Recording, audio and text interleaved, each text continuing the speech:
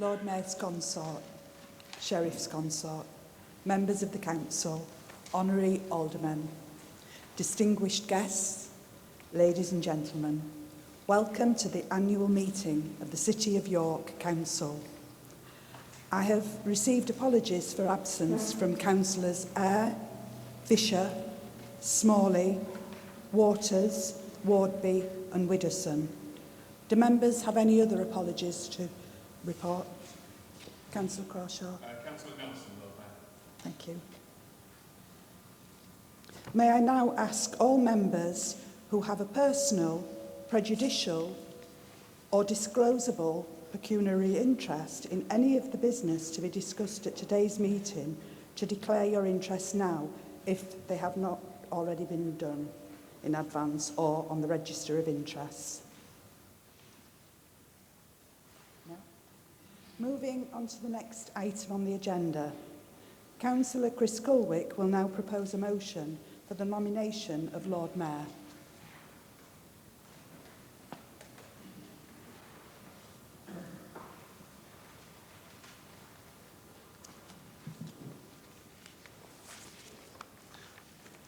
Lord Mayor, Lord Mayor's Consort, Sheriff's Consort, fellow councillors, honorary aldermen, distinguished guests and friends. Before I say anything more, I just want to take a moment to personally thank the current Civic Party. And as I have said to you personally, I say very publicly, I know how nervous you were 12 months ago when you stood here. And I think you have served the city incredibly well through this last year, along with the rest of the Civic Party, and we are all sorry that the Sheriff is unable to share in this occasion. But Margaret, Lord Mayor, thank you so much. Thank you. I am enormously honoured and delighted to have been given this opportunity to nominate Councillor Martin Rowley as the Right Honourable Lord Mayor of York for the civic year 2025 to 2026. Because Martin is a man of excellent judgment, wisdom and discernment, as was clearly demonstrated when he nominated me as Lord Mayor 4 years ago. And now I have the privilege of reciprocating. I've known Martin for many years, certainly long before either of us were elected to serve on the City of York Council. I first met Martin and Elizabeth through a charity, Family Matters, a local charity of which I was vice chair. Martin and Elizabeth served as volunteers, supporting work with couples. Later, we worked together through another charity I'd been instrumental in establishing, Street Angels, where Martin brought new ideas and a can-do spirit to the work of supporting those who, for one reason or another, become vulnerable on the streets of York in the early hours. And when Martin and Elizabeth established the funeral business Rowley & Sons in 2013, again, Martin and I often found ourselves collaborating as funeral director and celebrant. So I was delighted when Martin was elected to the City of York Council in 2019. And we found ourselves working together once more, albeit from different political benches. I am confident that Martin will prove to be an excellent Lord Mayor and dedicated ambassador of our wonderful city. His service to the community has already been recognised with his award of a British Empire Medal by Queen Elizabeth II in 2021 for his services to the community in York. This service includes his work with veterans, his role as chair of the York branch of the Royal British Legion and as treasurer for the York branch of the Royal Signals Association, as co-founder of the Veterans Drop-In Centre and Breakfast Clubs, and his role as the Council's Armed Forces Advocate. All this rooted in his service in the Army from the time he left school as a 16-year-old and signed up at the local Army Careers Office in Sheffield, through to his service with the Royal Signals in Germany, in Northern Ireland, in the Falkland Islands, and finally, here in York, where he left the Army in 1986 after meeting Elizabeth. and they married in 1989, by which time Elizabeth had completed her training in nursing at Bradford and gained a position here in York as staff nurse at the York District Hospital. So they set up home together in Haxby. But it wasn't long before their careers took a different turn. Both Martin and Elizabeth share a strong Christian faith, and both felt drawn to church leadership. After training in Cheshire and posts as a pastor in Huddersfield and Prince's Risborough, and by now with a growing family with the arrivals of Thomas, Jordan, and Elliot, the family returned to York in 2001. Now, at this time, Martin trained as a financial advisor. He worked for Lloyds TSB, where he became an area manager. Freya's arrival in 2006 completed the Rowley family, but 6 years later, Lloyds TSB closed their branch-based advice service, and Martin was offered redundancy, age 50.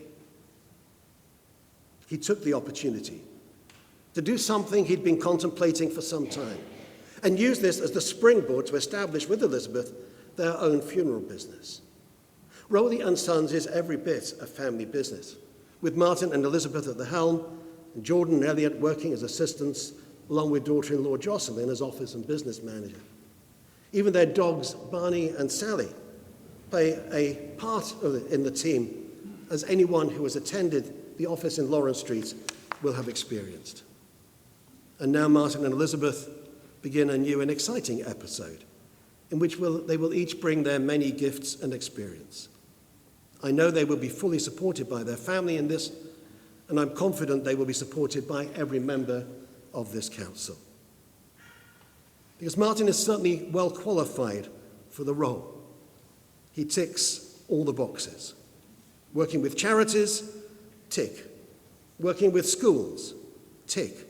Martin has served as governor of both primary and secondary schools in the city over the last 35 years. Working with churches and faith communities, tick. Working with the guilds and companies of York, tick. Martin is a member of the Company of Tailors and very familiar with the life of the guilds in York. Working with the armed forces, tick. Working with veterans, tick. Working with businesses as a business owner himself, tick. And culture? Well, sport. As a lifelong Sheffield Wednesday fan and season ticket holder, it could be worse. At least he's not an Oldham fan. But I'm sure he will be disappointed that he's not starting the civic year with a Wembley playoff final, as we all are. But he is a member of the Forest Park Golf Club and adds to his sporting credentials that he counts Chris Akabusi among his friends from army days. Drama. Well, Martin is something of a thespian, enjoys amateur dramatics. He was on stage with the Grand Opera House not so long ago as Jacob in the musical Joseph, and I know how much he enjoyed working with the pupils at Archbishop Holgate School with their recent production of Joseph, which I enjoyed as we sat together. Tremendous performance. I also learned what the toast scale means. You might want to ask Martin about that afterwards. And music. Martin plays a mean saxophone, both tenor and soprano. Indeed, he plays with the worship group at York Community Church, where he and Elizabeth attend. He also plays E-flat bass tuba with the York Railway Institute Development Band. Martin, what do you do in your spare time? City of York Council, I think. One more thing. And a really important box to tick, a supportive partner. Elizabeth complements Martin perfectly. A very different personality, perhaps not quite so quick to step forward, often preferring to be serving in the background, which she does so well and efficiently. This is perhaps why they make such a great team. Martin even has the wardrobe. He can always put his hands on a morning suit or a top hat or two. I know, I've borrowed one on occasion. And if DN1 breaks down, he even has a fleet of limousines. No one can question his enthusiasm for the role, nor his commitment to the service and promotion of the City of York. Martin understands the importance, dignity, history, and potential of this ancient office, second only to that of the Lord Mayor of the City of London, stretching back more than 800 years. And I know he will dedicate every ounce of his energy in service to this over the next 12 months. I could not be more delighted to propose that Councillor Martin Rowley be appointed to serve as the Right Honourable Lord Mayor of York for the civic year 2025 to 2026. Thank you.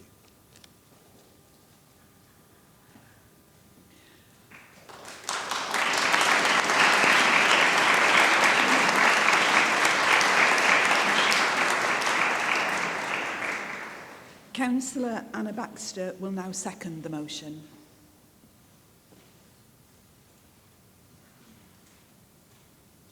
Lord Mayor, Lady Mayoress, Sheriff, Sheriff's Consort, Honorary Aldermen, Honorary Alderwomen, members of the Council and distinguished guests, and most importantly, boys and girls.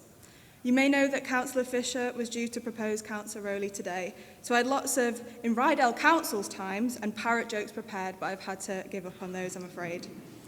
It is a huge honour for me to second Councillor Martin Rowley to be the next Lord Mayor of the City of York for the next civic year.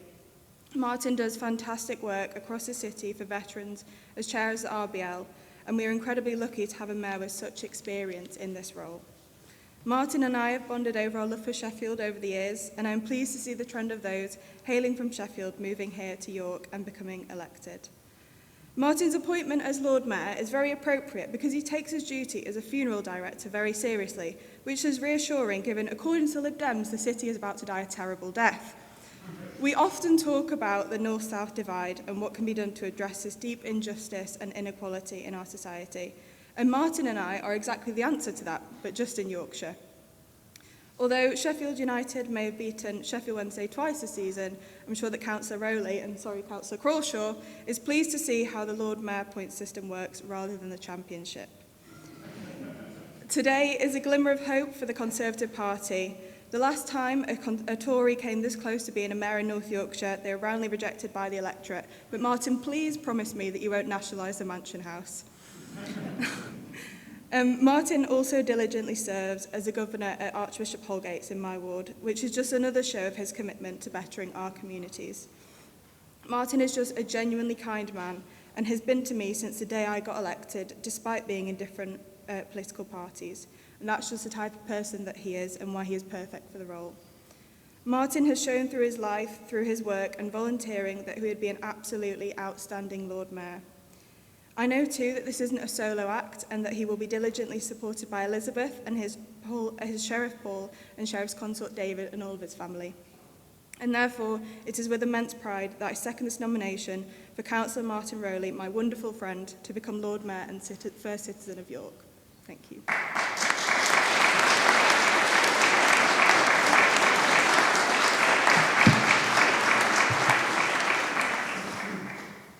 All those in favour of the motion?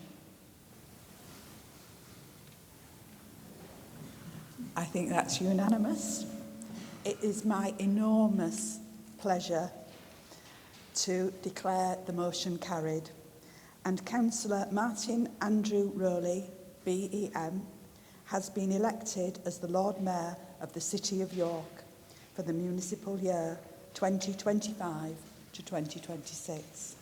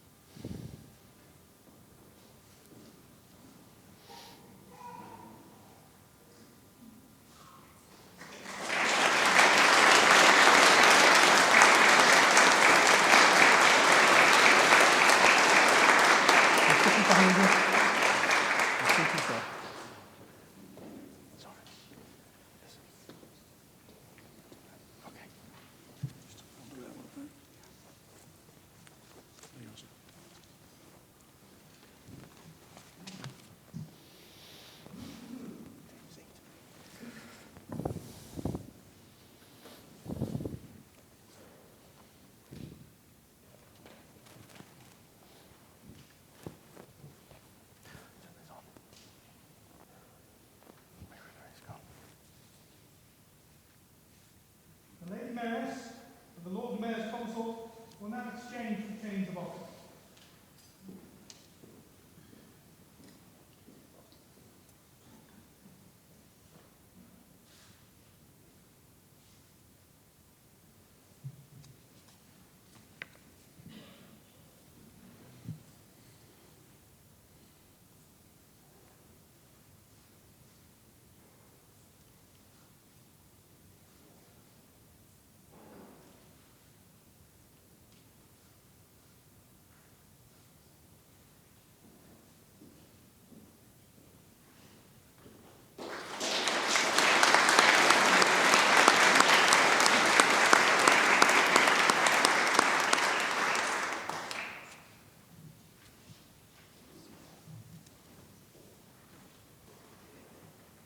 The Lord Mayor, Councillor Martin Andrew Rowley, DEN, will now make his declaration of acceptance of office.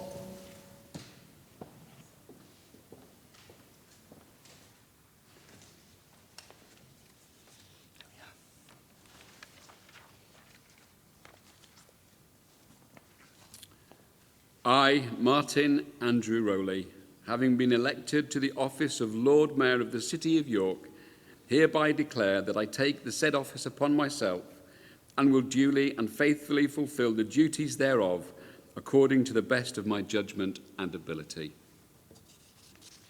The Lord Mayor will now take the oath of allegiance. I, Martin Andrew Rowley, Lord Mayor of the City of York, do solemnly swear that I will be faithful and bear true allegiance to His Majesty King Charles III, his heirs and successors according to law, so help me God.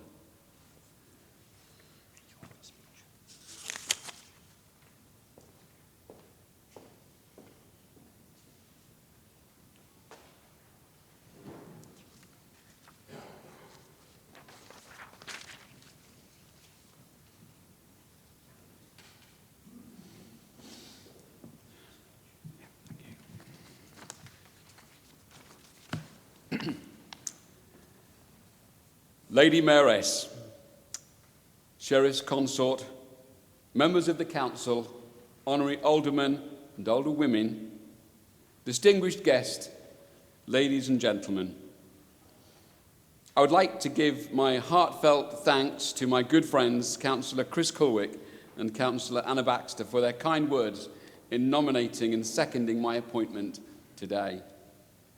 It is my great honour to accept the position of the Lord Mayor of York, the 807th holder of this venerable office. I'd also like to sincerely thank my wife Elizabeth for agreeing to be my Lady Mayoress. With her by my side, I know we will make a great team. Also, a huge thank you to Paul Doughty and his husband David for agreeing to be my sheriff and sheriff's consort. We've already had lots of fun planning for today and the year ahead. As I looked at the list of names who have gone before me, I saw titans of industry like George Hudson, the railway king, Joseph Terry, the famous chocolate maker, John Rowntree, the son of Joseph Rowntree, again a name synonymous with chocolate making in the city, Henry Rhodes Brown, who established Brown's department store in the city, and John Carr, the legendary architect behind such iconic buildings as Harewood House in Leeds and Fairfax House here in York. Some wonderfully sounding names, like Theophilus de Garancheries in 1796, Elias Micklethwaite in 1615, and probably my favourite, Gario de Calvo Monte in 1255. The weight of history now on my shoulders isn't lost on me. I am simply the next custodian of this office, which dates back 813 years to 1212. My journey to this position, however, began with a simpler name some of you will know, Anne Platt, who sadly passed away some years ago. Anne was the then Lord Mayor's PA. Our family business have sponsored the Lord Mayor's Charity Golf Day for the last 10 years. 7 years ago, I found myself chatting to Anne at the golf club at that year's event. So what does someone have to do to become Lord Mayor? I asked. Well, firstly, they have to be elected as a councillor, was her reply. And then began my journey as a public servant, which has led me to this point. When my nomination was announced at the end of last year, the often repeated quote ringing in my ears has been, "You've got a hard act to follow." Councillor Margaret Wells, assisted by her Sheriff Fiona Fitzpatrick and their respective consorts, have served this city with a level of compassion, dignity and respect that has shown the real human face of this office. And their service to the people of this city has been outstanding. I want to personally thank Margaret, Fiona, who isn't here, Paul and Jeff from the bottom of my heart for all they have done and for making the transition so smooth with their support of us. I can only hope to emulate that service in the coming year. 40 years ago, I arrived at York Station with my kit bag in hand, ready to start my posting at Info Barracks. Within a year, I would have met my wife-to-be, left the army and settled here in York. I've gone from Lance Corporal to Lord Mayor since then. Maybe a good book title there. I've been the Council's Armed Forces Advocate for the last 6 years, and I want to thank the leader of the Council, Councillor Douglas, for asking me to continue that role a couple of years ago. And it's a role that I've thoroughly enjoyed. I've kept my contacts with the Royal Signals through regular meetings with members of 2 Signal Regiment and also the Royal Signals Association, both at Info Barracks here in York. And I'm honoured to welcome from 2 Signal Regiment Major Al Fraser and Warrant Officer Carl White as our guests here this morning. I'm also pleased to announce that the Royal British Legion will be one of our chosen charities for the municipal year, which will commemorate VJ Day in August and the ending of World War II at a service at the Minster in September. The other charities this year are York Against Cancer and Family Matters York. We look forward to working with them and helping to fundraise for these excellent good causes. Please do chat with them after this meeting and get to know just what their charities do. It gives me great pleasure to announce that Pastor Mark Lewis from York Community Church, Mark, has agreed to serve as our chaplain, and I welcome both Mark and his wife Jane to the ceremony. I've been involved, as was mentioned in the nomination speeches, I've been involved in education as a school governor since 1993, and I currently serve as a foundation governor at Archbishop Holgate School. As well as the normal civic events, I have plans to visit all the schools and colleges in the city to meet the pupils and to thank the staff for all that they do in the lives of our young people. We look forward to visiting community projects, care facilities, community hubs, and meeting those individuals who put the needs of others before their own and help make this wonderful city a great place to live and work. I want to thank my family, friends, and colleagues for their support and for being here today to witness this historic event. As with all modern families, mine have travelled from distances such as Woking, London, Amersham, Northampton, Leicester, and Bolton.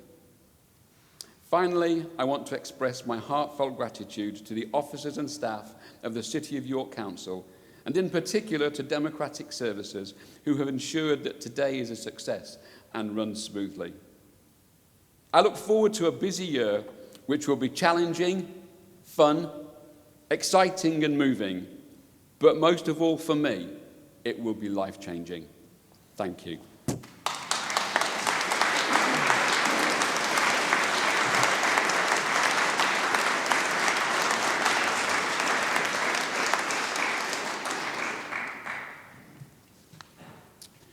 We now move to item 4 of the agenda, the ceremony for appointing the Sheriff of York. Councillor Chris Stewart will now propose a motion for the appointment of Sheriff. Thank you, Councillor Stewart.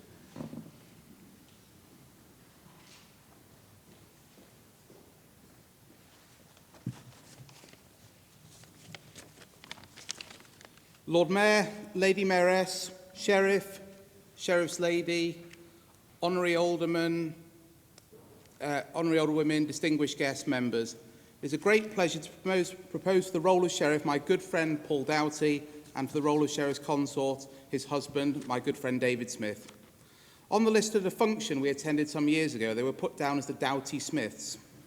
But coming from the posh and refined Sheffield, David was clear it could only be the Smith Doughtys, and having started life at an elite Middlesbrough tower block, Paul was clear it could only be the Doughty Smiths, so that possible simplification went nowhere.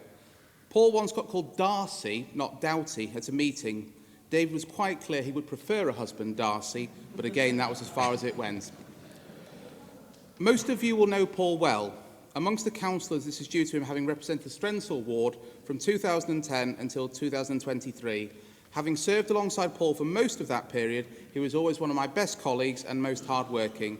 He could be relied upon on the political side and also the ward work side, and his leaflets were always superbly local, genuinely talking about Chip Shop Alley in Strensall, which I don't know quite what the issue was, but it did seem to feature in every leaflet, and driving absolutely everybody mad with the length of his writing and the length of his emails. When he'd be asked for 200 words for an article, send in 600 and drive people absolutely mad.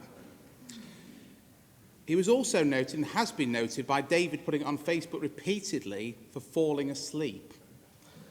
So they'll go out for a nice coffee, a nice bit of cake, Paul will be relaxing, fall asleep, it'll be on Facebook, and he'll be shamed to the world. So I'm setting a simple bar for this speech. I want it to be long, as Paul will have wanted, but I will stop the minute he falls asleep. Locally, Paul has always been well known and liked, and continues to live in Strensall in a lovely house, notable for a very expensive new porch, where a Porsche would have been far cheaper. It's a lovely house, but it's exactly the sort of garden grab house that he would have been quick to oppose in planning if anybody else had built it. From birth in Middlesbrough, Paul moved to Acombe, and he has always been a passionate Conservative. Indeed, in the 1980s, he had a poster of Margaret Thatcher, self-made, in his house. I have been asked to point out at this point, ladies and gentlemen, that there is nothing strange about being called Paul as a teenager in the 1980s, being a fan of Margaret Thatcher and a lifelong Conservative, so I'm happy to put that on the record for you, Councillor Healy.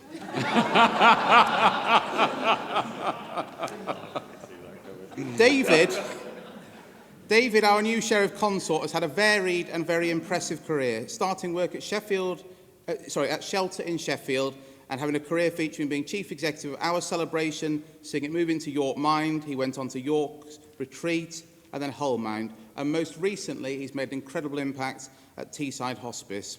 He's always made a brilliant, tangible contribution in enormous areas of homelessness, mental health and end-of-life care.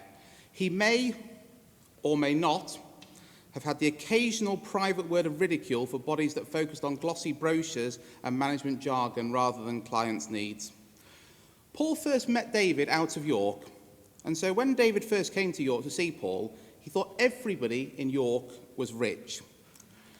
So I was looking forward to seeing what he assumed would be Paul's grand mansion, and was rather disappointed to find out Paul actually lived in a terraced house off Burtonstone Lane. Indeed, it was only thanks to drink driving laws that their relationship progressed at all.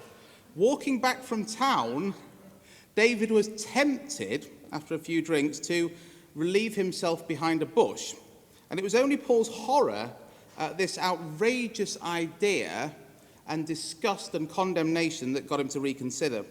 I do apologise for talking about our Sheriff-elect potentially relieving himself behind a bush. I was going to talk about it being something that would have fallen foul of our local public space protection order, but I thought that would probably sound worse. David said due to Paul's reaction he would have driven back home to Sheffield there and then, but unfortunately he couldn't as he'd been drinking. So David stayed then, and thankfully for a lot longer. Paul is very much a railway man, having worked his way up from a ticket inspector to be one of the controllers at Northern Rail. It sounds an impressive job, and it was. What you basically need to know, if in the last few years you've been on a train from York to Scarborough, and it was delayed or cancelled, it was Paul's fault. If you're on any train anywhere else in the country, I also applied the same basis and would text Paul suitable cursings. From an even worse viewpoint, David would say that he's very grateful for the free travel that Paul has got them for their lives, but he doesn't think Paul worked quite hard enough to get them first-class travel. It was a tough job, lots of long shifts and hours, the occasional takeaway, which Paul would occasionally mention and say, "Don't tell David." For many years, Paul and David obsessed about retiring early. They had a spreadsheet that they ran and they projected their spending on and what they could spend and what they couldn't spend. And when I say what they could and couldn't spend, I mean what David told Paul he could spend, or more so, couldn't spend.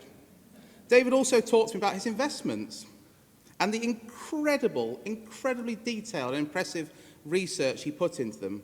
For example, he bought shares in Smurfit Kappa, as he liked the name, and he bought shares in Royal Dutch Shell, as Paul was half Dutch.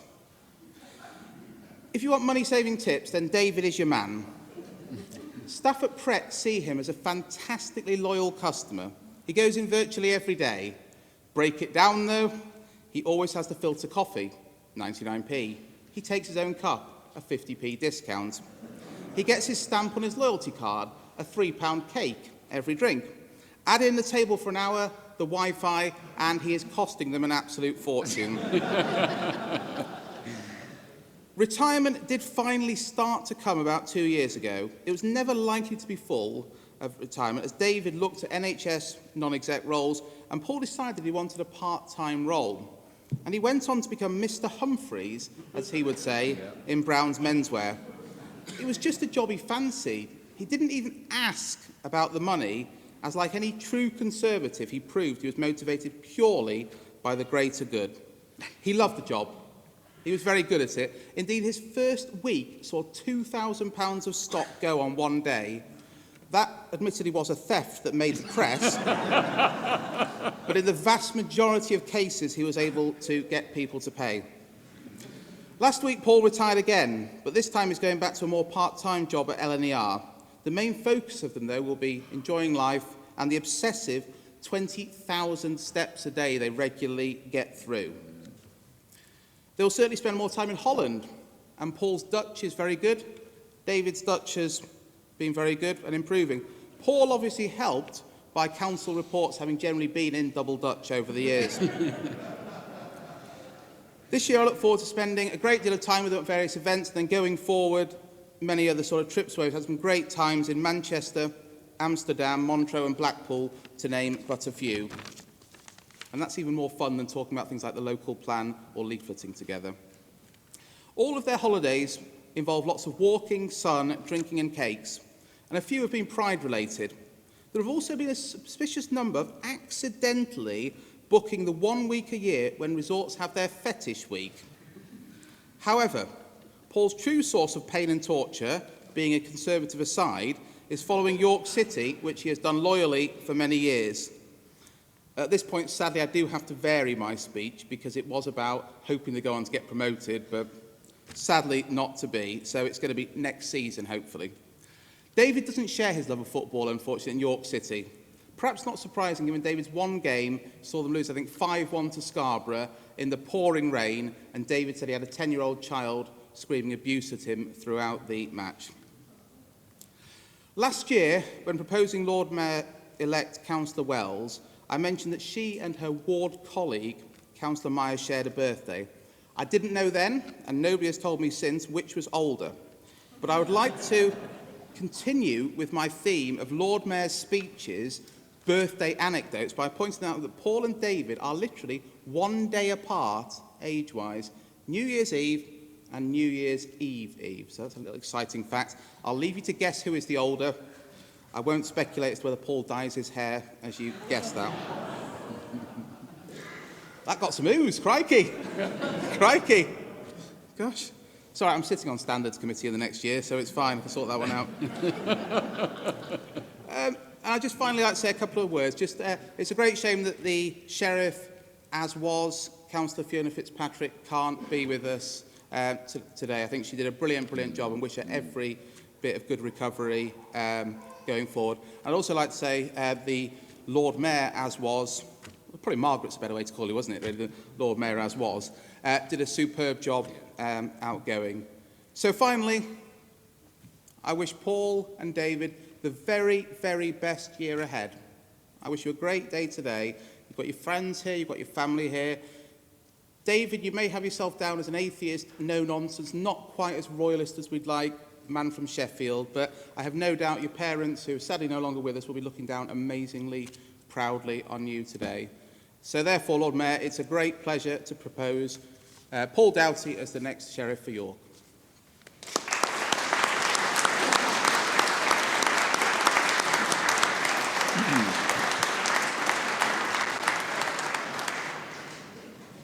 Councillor Stephen Fenton will now second the motion.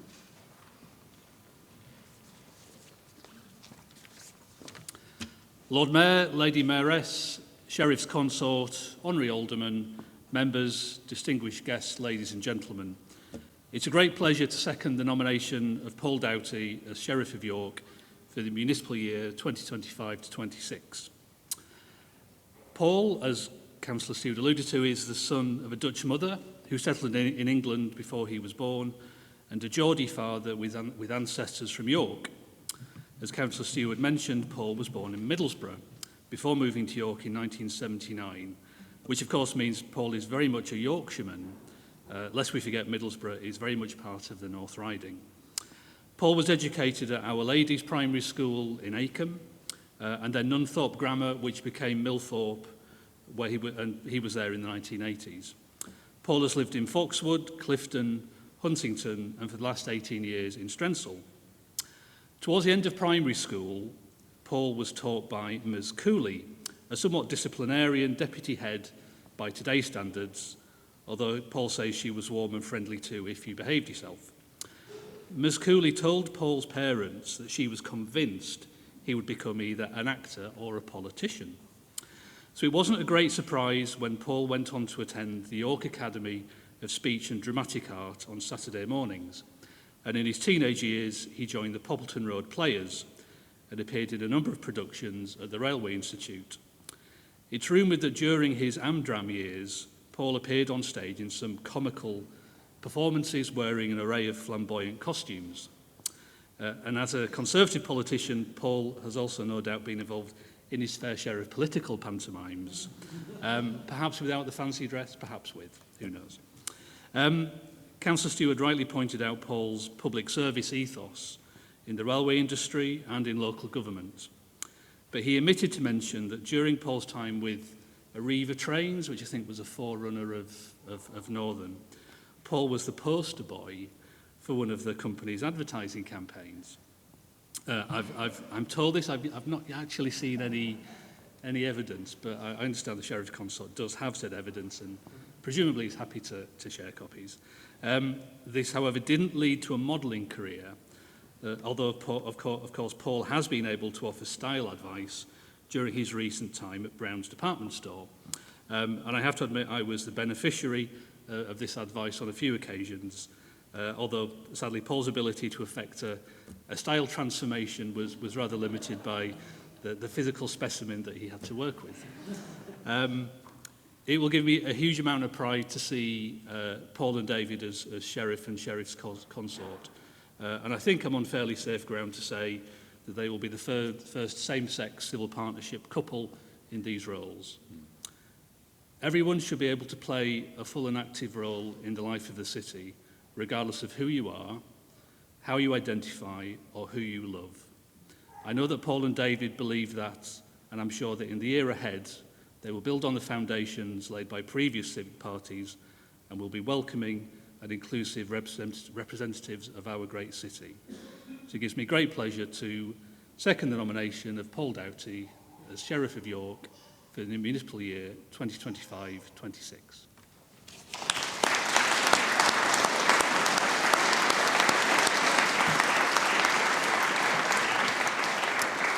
And so if I can have a show of hands of all those in favour, please.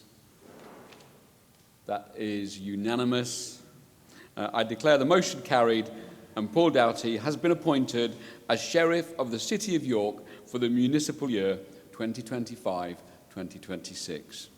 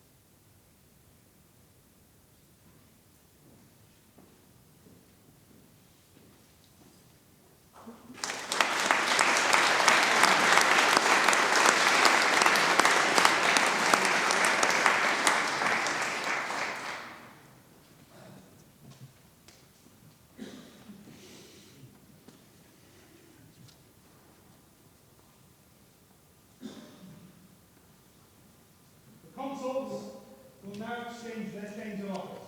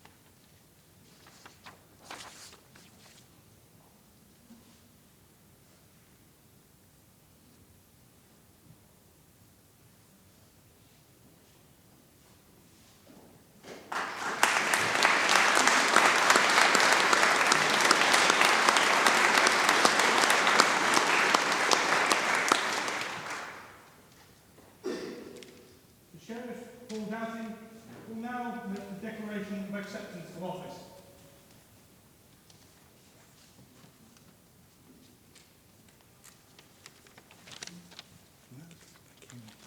Thank you. I, Paul Doughty, having been appointed to the office of Sheriff of the City of York, hereby declare that I take the said office upon myself and will duly and faithfully fulfil the duties thereof, according to the best of my judgment and ability. The Sheriff will now take the oath of allegiance.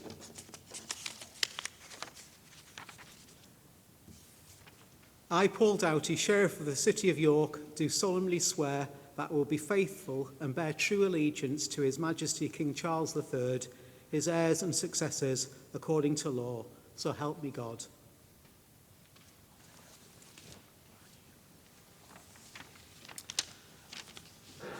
Lord Mayor, Lady Mayoress, Sheriff's Consort, members of council, honorary aldermen and women, distinguished guests, ladies and gentlemen.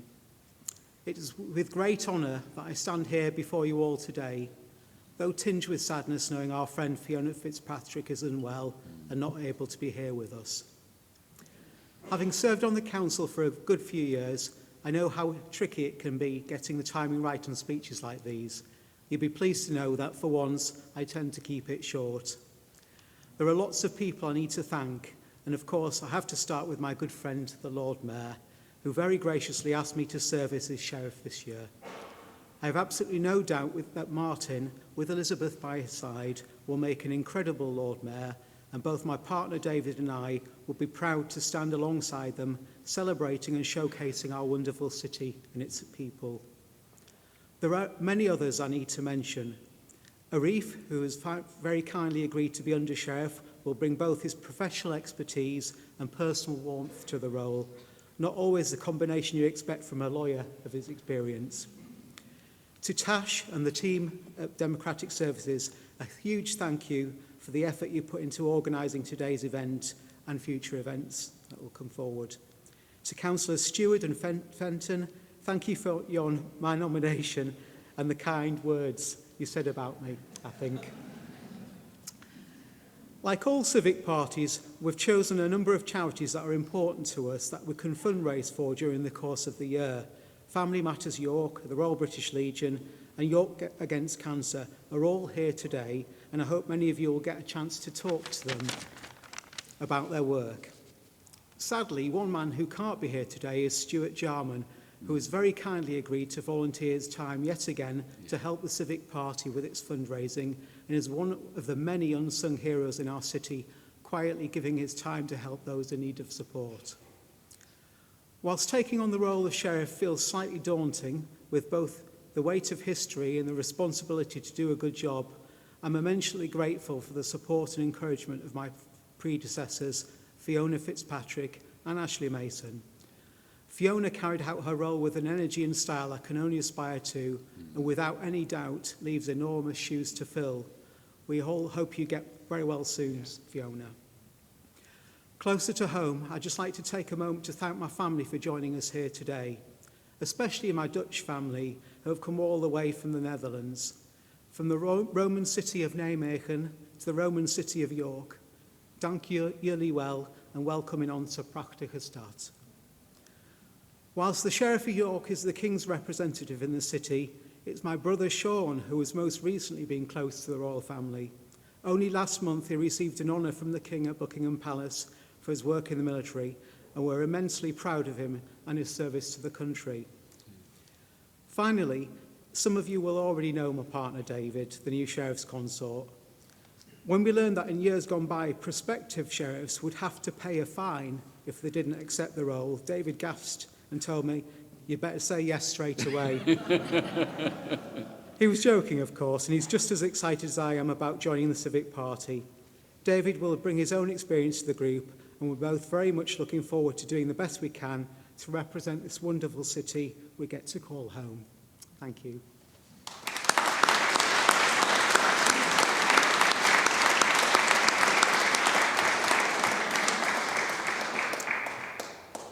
Item number 5 on the agenda is the appointment of the Deputy Lord Mayor.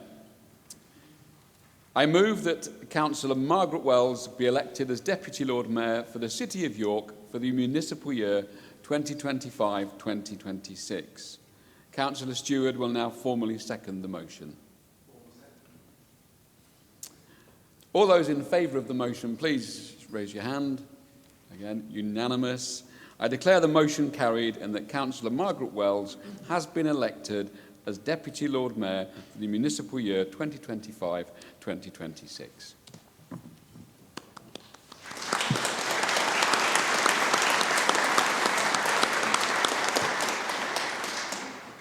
Deputy Lord Mayor will now make a declaration of acceptance of office.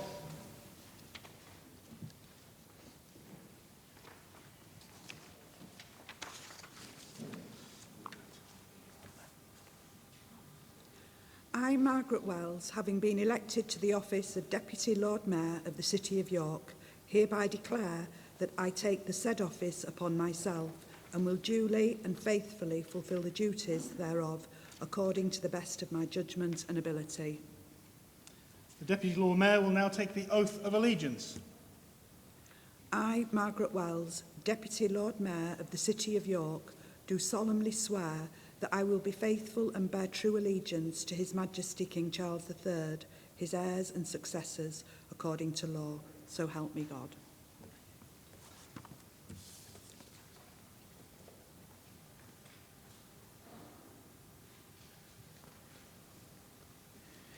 We now move to the appointment of the Under-Sheriff.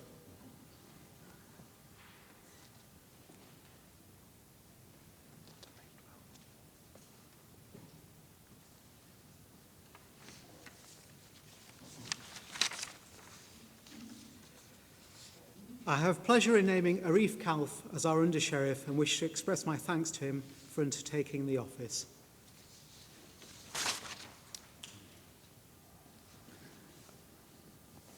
We now come to the presentation of badges of office. Councillor Stephen Fenton will now propose a vote of thanks to the outgoing Lord Mayor and Lord Mayor's consort. Lord Mayor, Lady Mayoress, Sheriff, Sheriff's Consort, Honorary Aldermen, members, distinguished guests, ladies and gentlemen. I'm very pleased to move the vote of thanks to outgoing Mayor Councillor Margaret Wells and her consort Paul Midgley.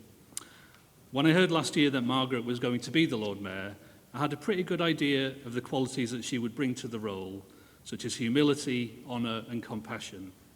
And that most importantly of all, Margaret would be her genuine self. And that's how it's turned out. On the many and varied engagements during the year that Margaret has attended, she's been keen to let people know that anyone can achieve what she has achieved.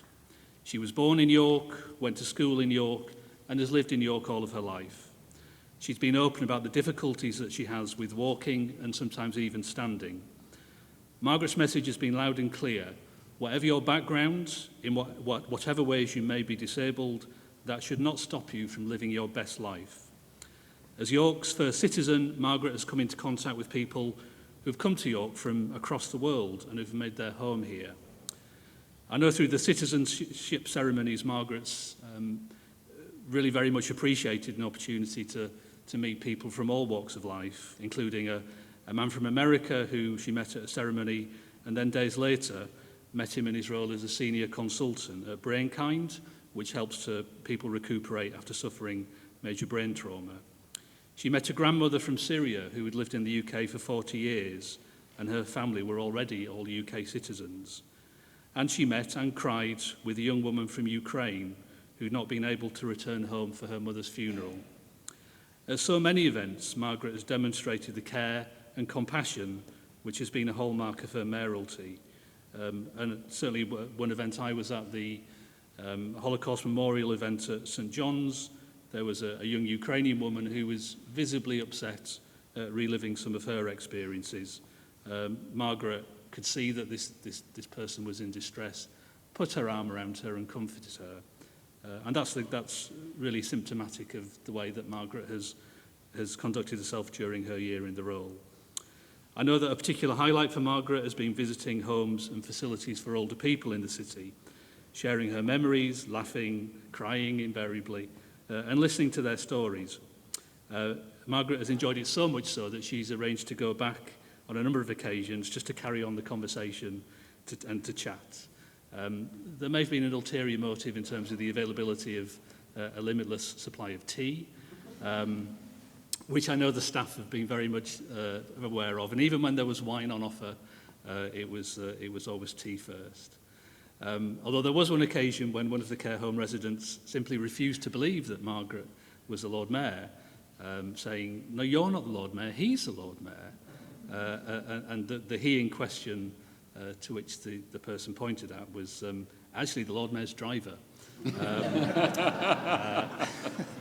So I think the message did get through in the end that yes, Margaret was the Lord Mayor. During the year, people may have noticed Margaret sporting an array of quite natty hats as she's been out and about in the course of her duties. Margaret needs to use a stick in her right hand, and when it's raining, she can't hold an umbrella in her left hand due to the effects of her stroke. So quite early on, she realised that the best solution was to wear a hat, rather than to end up at an event looking like a drowned rat. So this strategy has had some unforeseen benefits, such as when Margaret unveiled the statue of Paddington Bear on the bench in the Minster Gardens, when, and I believe this is true, she actually had a marmalade sandwich under her hat. So that, I don't know whether it was to share with Paddington or as a kind of a mid-morning snack. Yeah, very important. Keep your energy levels up. So, in conclusion, thank you, Margaret, for being such a fantastic Lord Mayor and for touching so many people's lives with your kindness and your generosity of spirit. Thank you very much.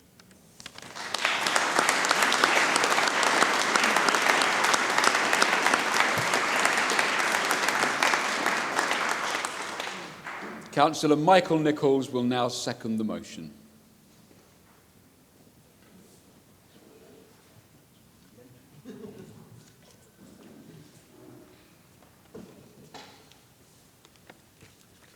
Lord Mayor, Lord Mayor's Consort, Deputy Lord Mayor, Sheriff Consort, distinguished guests, honorary aldermen and councillors.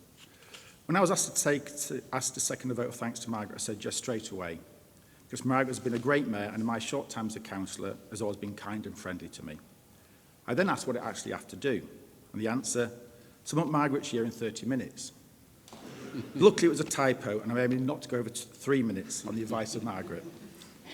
3 minutes when in the world of City of York Council politics I make a speech in the Guildhall and the majority will have to agree with me. I'm a Conservative. One of Margaret's personal discoveries was during the year of the Remembrance Service. She met 2 young men who worked for LNER, and they'd used their time during COVID to research their names on the railway monument. Her granny had told Margaret that one of her cousins was on the memorial, but she never knew who. Margaret was given the biography of the person on the monument, and she was able to place the information together and now knows who that cousin is, making the service at the monument even more personal to Margaret. In the same vein, it was possible to find the family tie between one of the names on the memorial plaque at the Holy Trinity and Jeff, the Sheriff's Consort. This year of personal discovery continued. The Lord Mayor is patron of many groups and societies, and one of them is York's Philharmonic Male Voice Choir. When Margaret was a child, her dad worked with one of the tenors, and she watched them at Christmas on TV. Bought the LPs, that's download if you're modern, and so it was a very special meeting. and some of the older ones even knew her dad's mate's reg. In the year, we remember the end of World War II. The Lord Mayor has enjoyed working with our armed forces and veterans, who she has a huge respect for, and was honoured to meet with 3 D-Day veterans, which must have been amazing. Another discovery Margaret made was how to change her appearance. During one busy day just before Christmas, going to several events, she had to eat mince pies at all of them. By the end of the day, she said she started to look like a mince pie. Martin, be aware. Another element of the year has been to be interviewed on many occasions and facing very tough questions. These include, how fast does the car go? Are you able to go to bed at whatever time you like? Can you have McDonald's whenever you want? Ronaldo or Messi? Gets really tough. York City or Scunthorpe United? Not the last one, that's just my excitement at my team's getting to play York City next year. Sorry to any York fans here today. Being Lord Mayor means you face new experiences. Now, what can Margaret now do that she couldn't do at the start of her term as Mayor? While you think about that, I'll carry on. So she also learnt so many other things during the year, met many interesting people, many who live by Margaret's motto, you can achieve what you want and be what you want. She met a doctor who worked at Broadmoor and was fascinated to hear how things work there.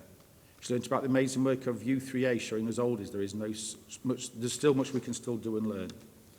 Discovered how Georgian ladies communicate with each other by a quick movement of their fan. Tried Bollywood dancing and realised that with stick and lack of leg movement, it is tricky. But one-arm dancing is now a thing. She met amazing people who proved that sport could be inclusive, such as balls for the visually impaired and wheelchair rugby, which is brutal. Margaret also found out why Infil Barracks is called that. The barracks was renamed Infil Barracks to reflect the battle honours won by the West Yorkshire Regiment at the Battle of Infil. Margaret did tell me every day as Mayor is a school day. They would have thought as the year ends Margaret would have been taking it easy as Lord Mayor, but no, she was working right to the very end. Yesterday she was in Bishopthorpe, my ward, to give John Galvin the honour of Alderman, and then to one more event, working right up to the end. The answer to the question, Margaret can now make pasta. She had a pasta making masterclass and she now is a pasta maker. The biggest highlight of the year though for Margaret has been meeting the hundreds of volunteers that give their time freely week in and week out. We have volunteers giving their time to bring music to young people with special needs, help combat loneliness, older citizens to entertain others, organising food banks for families, sports, gardening, cooking meals for those in need, fundraising, supporting forgotten groups of people, the list goes on. These are the people that made York special, and Margaret has been honoured and humbled to see how York really works. This year, the lesson Margaret has learned is that York really is a truly remarkable, inclusive city. So thank you, Margaret, Lord Mayor Margaret Wells. We have been honoured and humbled ourselves to have you as our remarkable Lord Mayor representing this remarkable city. Thank you very much.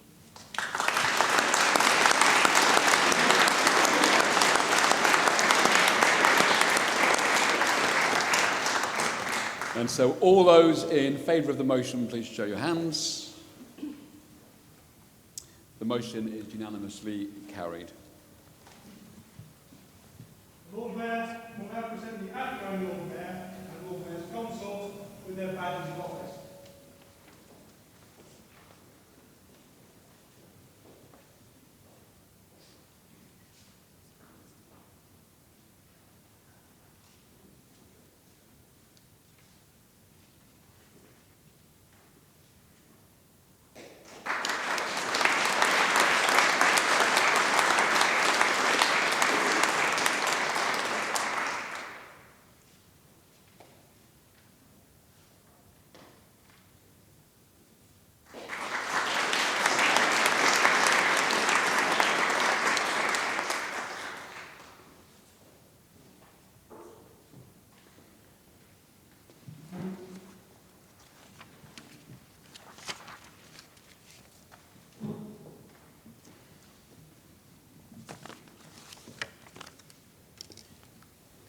Sorry.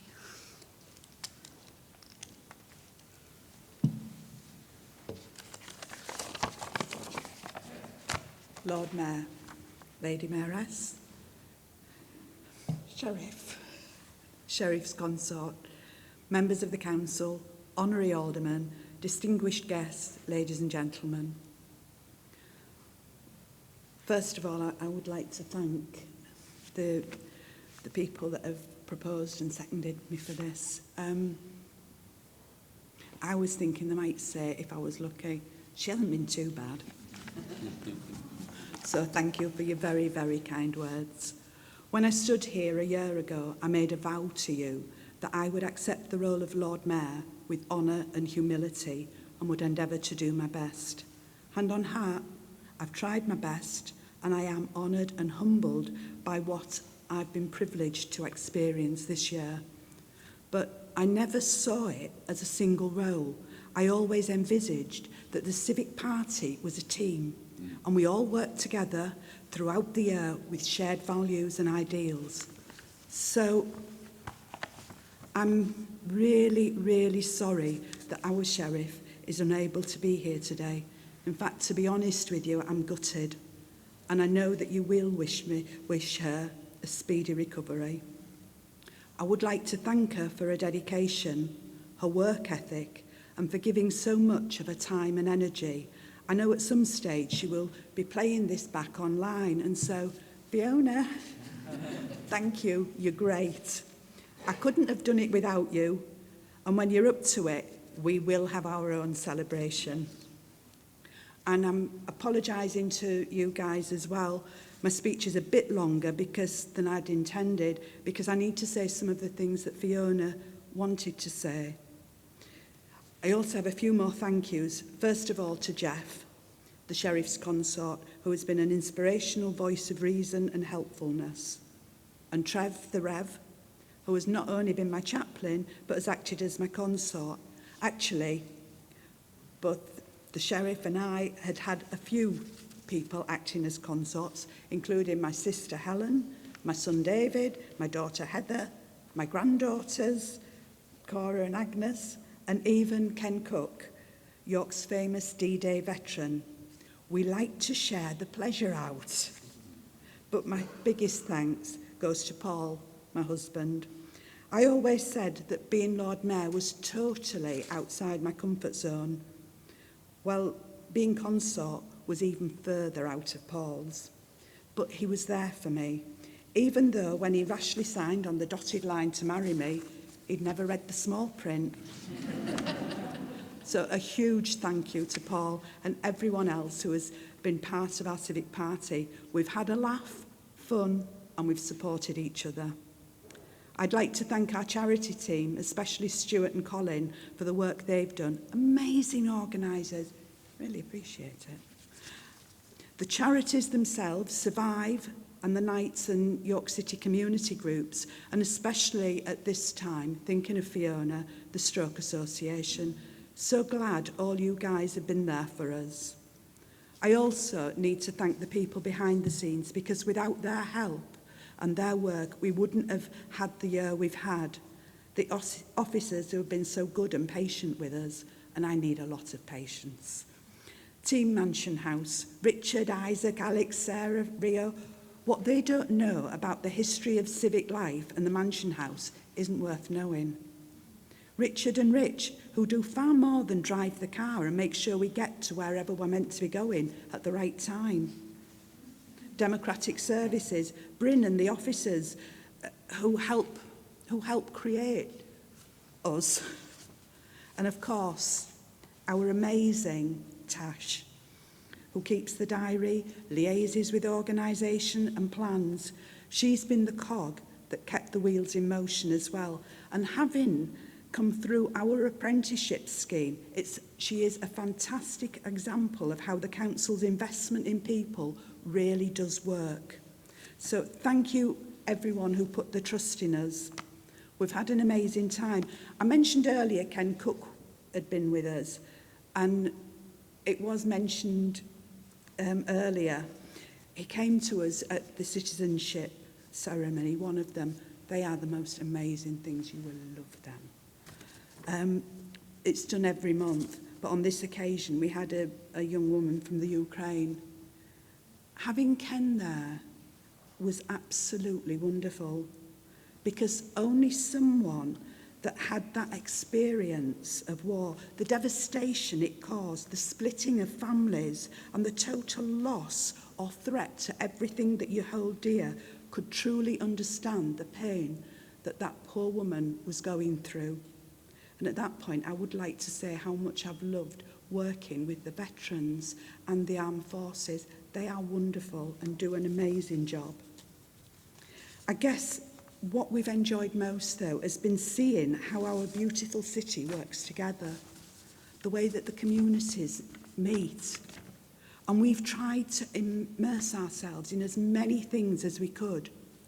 At one of the schools we went to, one of the students asked, "Why do some people have problems with people from overseas?"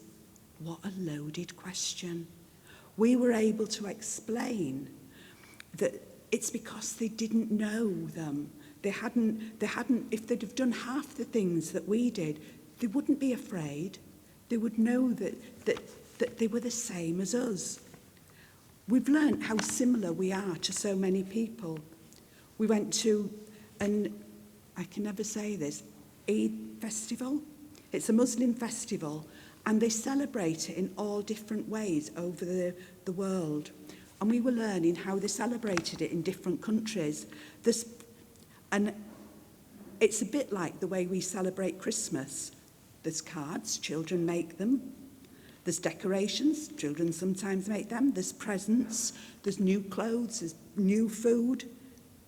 But what it was that the traditions are different in different countries. Not only that, they're different, all families have their own traditions.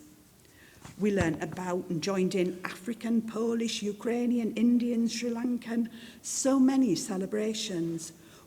One of the, I know we talked a bit about my Bollywood dancing, it's more like dad dancing. Here in York, we really can see and value different cultures. We really excelled at this on Yorkshire Day, when over 50 mayors and Lord Mayors from all over Yorkshire came to York with their chains and all sorts of paraphernalia. The collective noun, by the way, if you want, is for a group of mayors, a chain gang. But we were able to show them what York culture really was, how we had embraced so many different areas. What a glorious, colourful exhibition we gave them. And tied up with that, there's all the charities and volunteers that work day in and day out to make our city so much better. We're in awe of these people. They do so much for older people, for younger citizens, different religions. Oh, it's been absolutely amazing. And I've joined in singing with children with special needs at their things, and nobody complained, even though I have the voice of a strangled cat. One of the things I know that Fiona wanted to mention was that we'd been involved in the procession that celebrates the life of St. Margaret Clitheroe. For those of you who don't know, she was a woman in York who was at a time when Roman Catholicism was outlawed, and she was put to death for her faith. But what gives the Civic Party the link to the story is that she was actually part of the establishment. Her father was a sheriff. And when he died, Margaret's mother married a man that became Lord Mayor. And Margaret's husband was actually paid to report Roman Catholics to the sheriff. So it just seemed quite fitting that we were there, rounding the story off. And I know Fiona absolutely enjoyed that. So Fiona, I got it in for you. I cannot begin to say how amazing this year has been for us. I've laughed, cried, hugged, thanked people. I've tried to say who I am. My granddad was born in a workhouse. My mum and dad left school early. I went to school in York. I was born in York, didn't go to university till I was the mum of 2. I've had a stroke. And yes, you're right. Whatever your background, don't let it stop you. Whatever your situation, you really, really can have the best life ever. And so you'll be pleased to know, finally, Lord Mayor, Lady Mayoress, Sheriff and Sheriff's Consort. You have our support, our love. Have a fantastic year. Enjoy every minute. Just be yourselves. You will be brilliant. Thank you.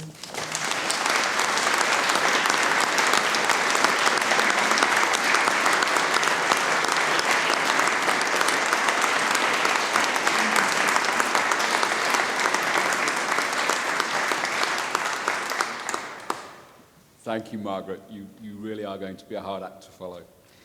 Councillor Ashley Mason will now propose a vote of thanks to the outgoing Sheriff and Sheriff's Consort.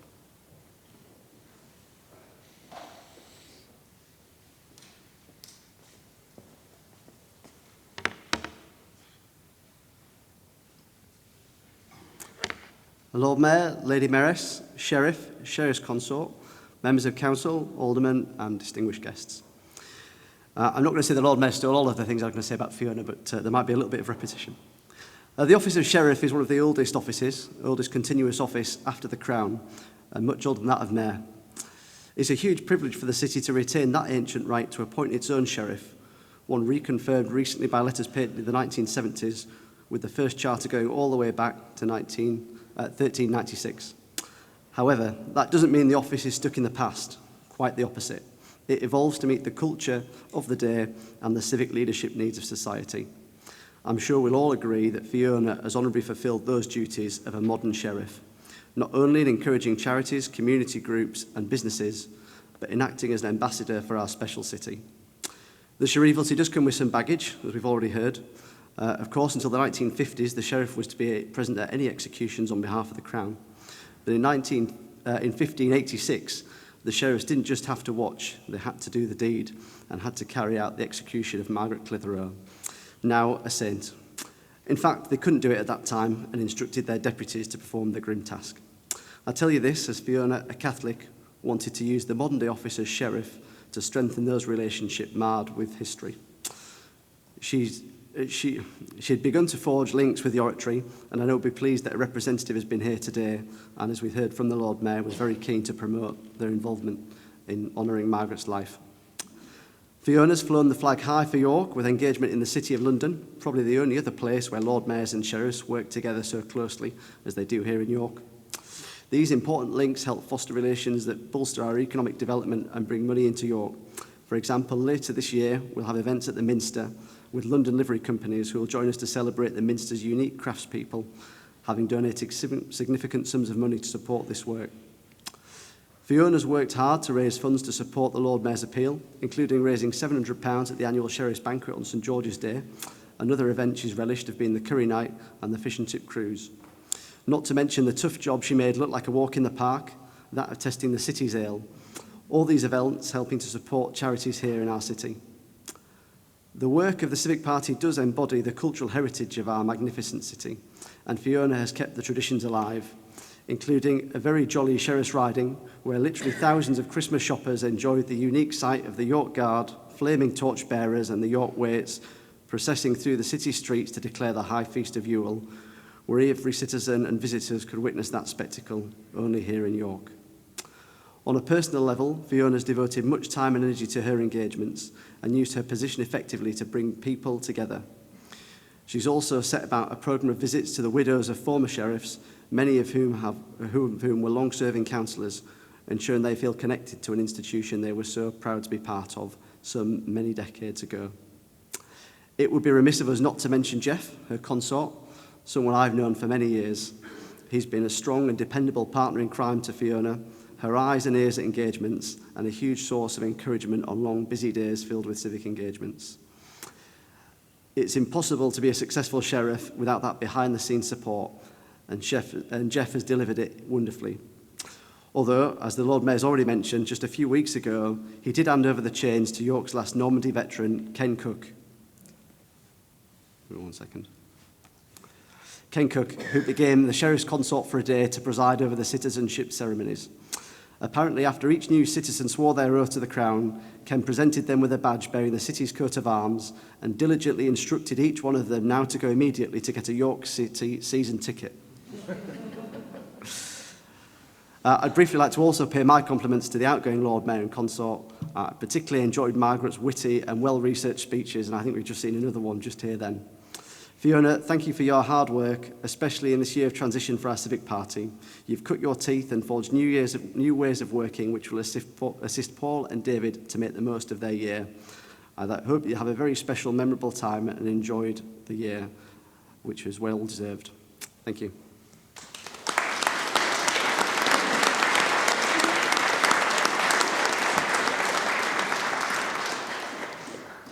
Councillor Keith Orrell will now second the motion.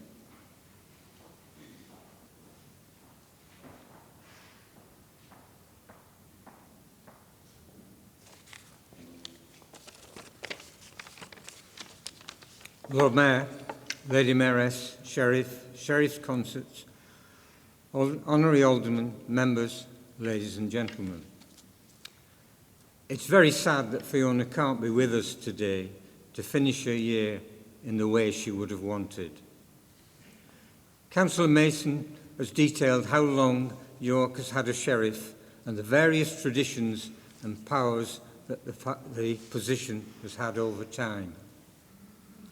My experience of the chivalry only goes back around 25 years, but it's always been clear to me the importance of the traditions for our city.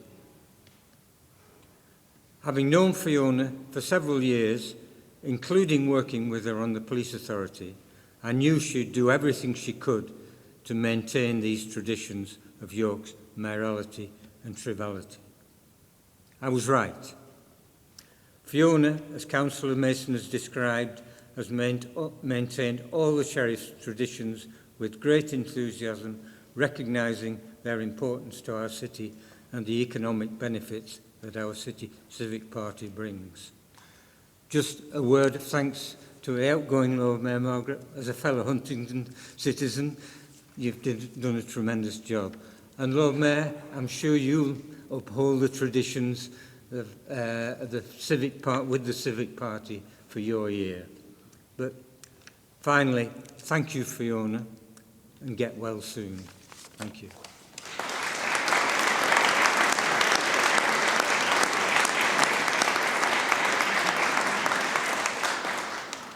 And I know that we wholeheartedly endorse that final comment. We do send our very, very best wishes to Fiona for a very speedy recovery. In terms of the motion, can I just ask for a show of hands for all those in favour, please? The motion is unanimously carried. The Lord Mayor will now present the outgoing Sheriff's Consort with the badges of office.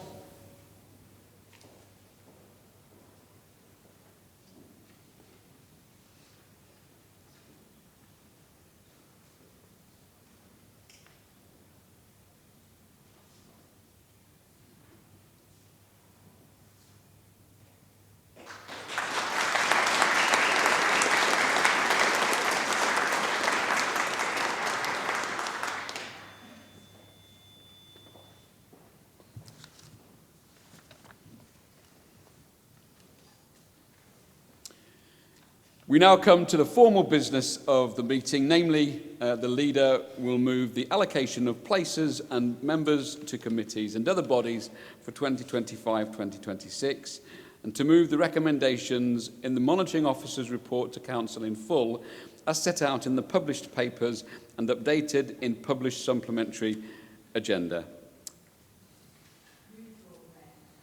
Do I have a seconder, please?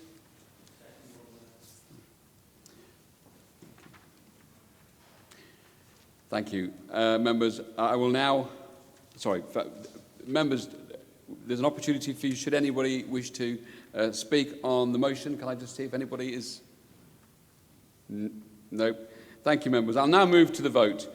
Could all those wishing to vote for the motion please show your hands?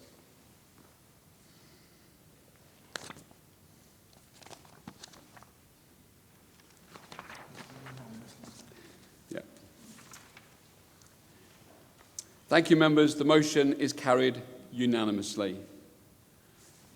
There being no further business of this meeting, I will declare the meeting closed. Can I personally thank all those members of the public that have come to support us this morning, and those of you that are invited guests. I look forward to joining you in a moment in the assembly rooms. I now declare that the meeting is formally closed.